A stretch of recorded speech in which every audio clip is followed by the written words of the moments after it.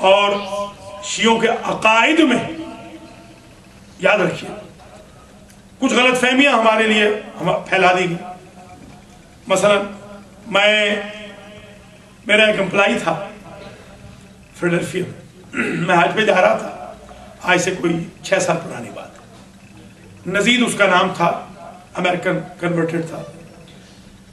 تو جب میں جانے لگا میں نے کہا میں حج پہ جا رہا ہوں، تو مجھے کہتا ہے کہ علی کو میرا سلام کہہ دینا. میں نے کہا ٹھیک ہے. میں تھوڑی دیر کے بعد سوچنے لگا کہ اس نے اللہ کو سلام نہیں بھجوایا ہے، یہ سعودی عرب والوں کا فالوور، یہ علی کو سلام کہیں طنز تو نہیں کر رہا. میں نے کہا تم نے علی کا سلام کیوں بھجوایا؟ کہنے لگے اس لیے کہ تم نجف جا رہے ہو نا.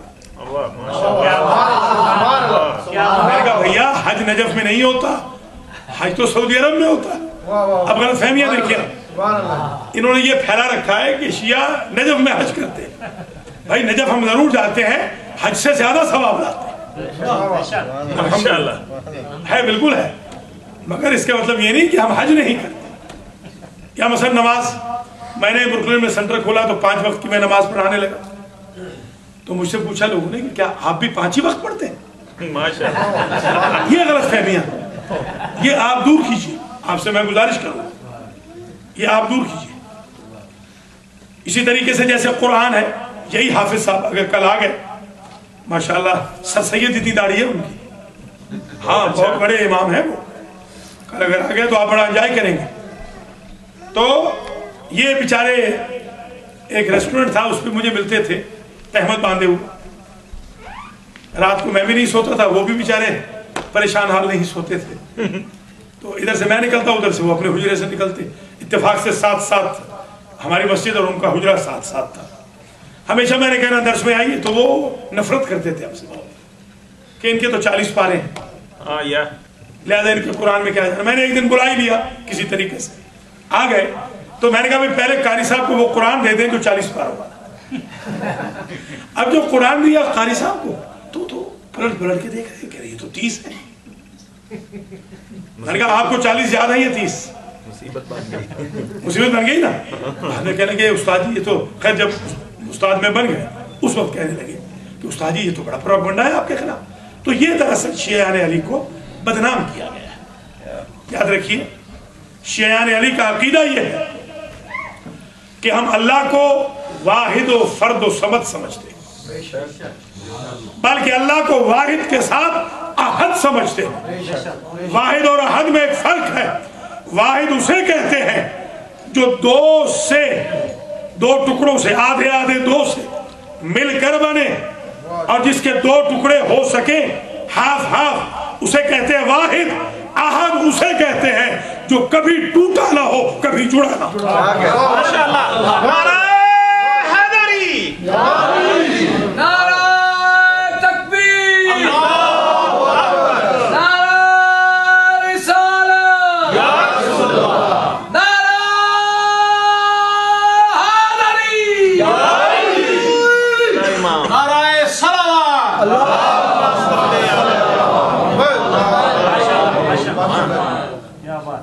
خدا نہ خواستہ کوئی یہ غلط فہمی ہمارے بارے میں نہ رکھے کہ ہم اپنے اماموں کو اللہ سے ملاتے ہیں، استغفر اللہ ربی واتوب، یا نبی کو ہم اللہ سے ملاتے ہیں یا امام کو نبی سے ملاتے ہیں.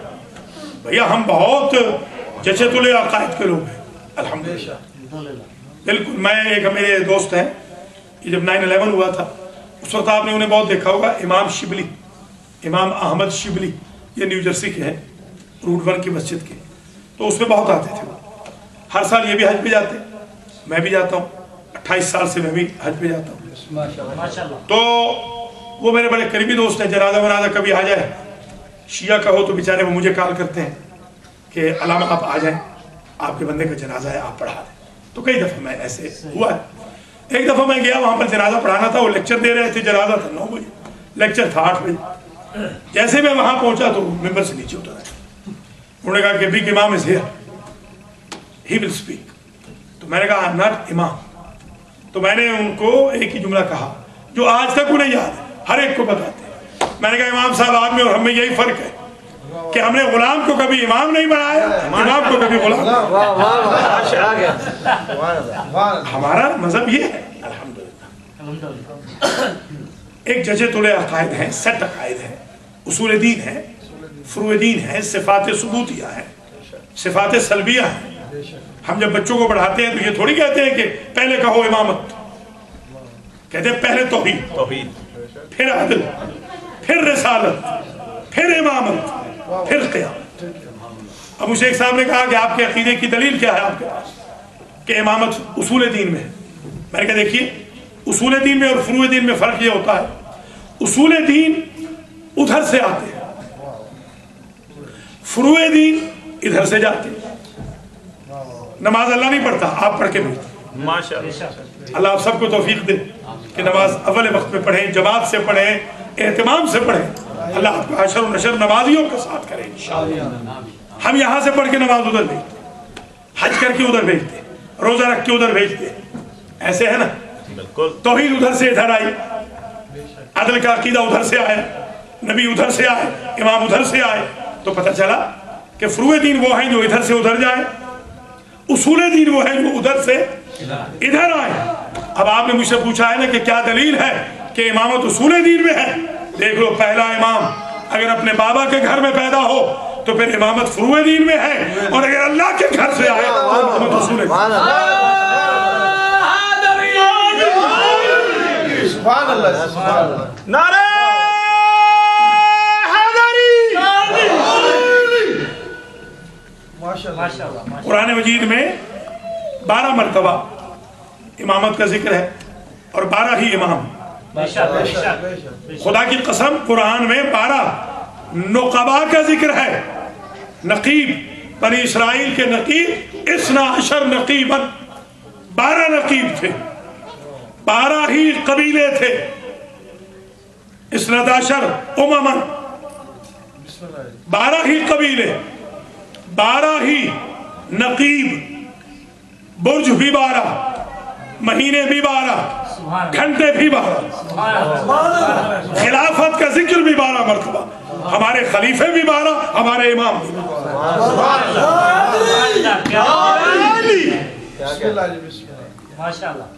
ظاہر ہے کہ خلفاء الاثنا عشر پر تو علماء اہل سنت نے بڑی بڑی ضخیم کتابیں لکھی۔ اب یہ اللہ تعالیٰ کرے کہ یہ ہمارے شیعہ بھائی بہنوں کو خدا توفیق دے، یہ خرچ کریں ذرا، کتابیں چھپوائیں تاکہ پتہ چلے دنیا کو۔ یہ اگر صرف 12 کی آپ کتاب چھپوا دیں نا، ایک کتاب صرف 12 کی جس میں ثبوت ہے 12 کا، تو 80% اہل سنت کے نظریات چینج ہو جائیں گے ہمارے بارے میں، کہ جب تورات میں بھی 12 ہے، زبور میں بھی 12 ہے، انجیل میں بھی 12 ہے، صحیفوں میں بھی 12 ہے، زمین میں بھی 12 ہے، آسمان میں بھی 12 ہے، قرآن میں بھی 12 ہے، محمد کے خاندان میں بھی 12 ہے، اور 12ویں کا انتظار ہے، تو 12 کو کیوں نہ مانا؟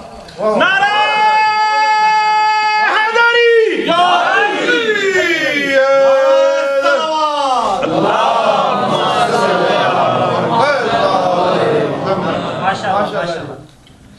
شیعیان علی اللہ کو عادل سمجھتے، مطلب یہ ہے کہ اللہ ظلم نہیں کرتا۔ ویسے تو ہم اس سے فضل مانگتے ہیں، عدل مانگتے نہیں، عدل مانگتے ہیں، عدل مانگتے نہیں ہیں، سمجھیے گا۔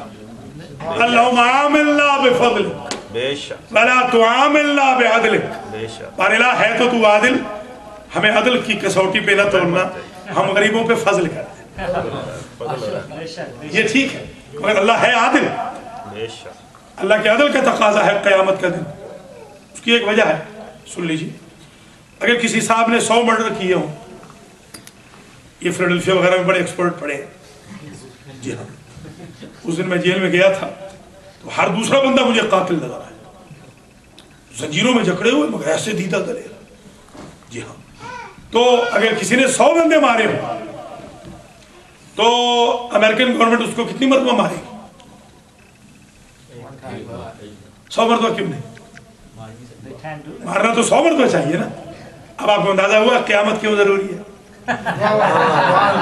کہ ایک دن تو ہونا ان 99 کو بھی تو انصاف ملے کہ وہاں 100 مرتبہ مارا جائے، 100 مرتبہ ہی زندہ کیا جائے، وہ سوائے اللہ کے کوئی نہیں کر سکتا۔ اس کو کہتے ہیں یوم عدل، اس کو کہتے ہیں قیامت کا دن۔